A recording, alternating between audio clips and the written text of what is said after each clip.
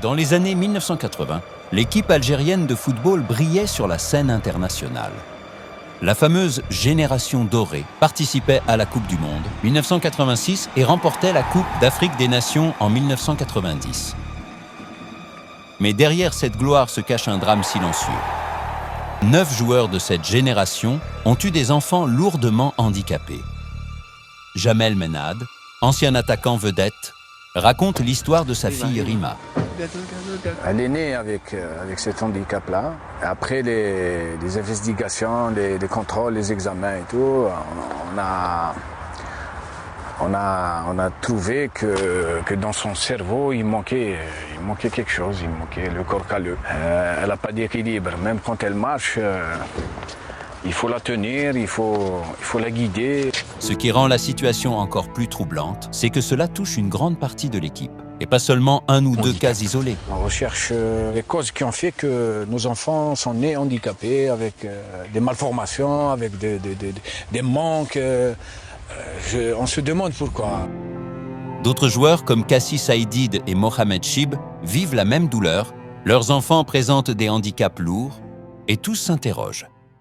Le premier cas, c'était moi, c'était ma fille Medina qui est née handicapée. Moi, je me suis dit, bon, c'est le bon Dieu qui m'a donné ça, et ben, j'assume. Puis, au fur et à mesure, on découvre, chaque jour on découvre. Leur vie sportive aurait-elle pu influencer la santé de leurs enfants? Ces témoignages tissent un lien troublant entre performance sur le terrain et conséquences humaines. On s'est posé plusieurs fois la question, est-ce que notre carrière sportive et qui est la cause de qui est l'handicap de nos enfants? Certains évoquent l'administration de substances par des médecins soviétiques, mais pour l'instant, rien n'est confirmé. Le rôle du personnel médical soviétique soulève encore plus de questions. C'est-à-dire on avait dans notre staff médical des Russes, un certain Sacha Tabarchouk. Je me rappelle qu'il nous donnait à chaque repas des pilules jaunes. C'est comme des cubes de sucre, des fois carrés, avec des couleurs, des fois jaunes, des fois rouges. Il nous disait que c'était du magnésium ou je sais pas quoi, des vitamines. Certains entraîneurs et médecins, dont Alexander Tabarchou, admettent avoir donné des substances appelées vitamines. Les dossiers de l'époque sont introuvables et la véritable nature de ces produits reste incertaine. Monsieur Sacha, me disaient les joueurs, donnez-moi vite des vitamines. Sans vitamines, je suis très fatigué. Donnez-moi ces vitamines pour que tout se passe bien au match. J'ai donné 2 ou 3 sortes de vitamines différentes.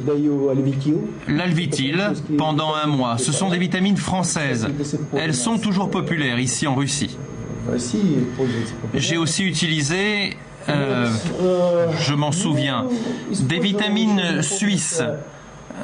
Supradine et d'autres. Toutes ces vitamines ont été achetées par la fédération algérienne d'après ma commande et c'est moi qui les ai distribuées aux sportifs. Était-ce de simples compléments ou quelque chose de plus dangereux? La douleur des familles est immense. On ne va pas dire qu'à l'époque on leur donnait des produits dopants, ça c'est normal, c'est légitime. Mais nous, on est convaincus que c'était autre chose. Elle avait des pieds beaux. Elle avait des pieds beaux, des véritables pieds beaux. Moi, j'ai dit que c'est pas possible. J'ai jamais vu ça. Pour moi, c'était un monstre. Moi, si on me donne la Coupe du Monde et là, la santé de ma fille, je choisirais la santé de ma fille. Il n'y a pas photo. Donc, si on a parlé, c'est qu'on souffre.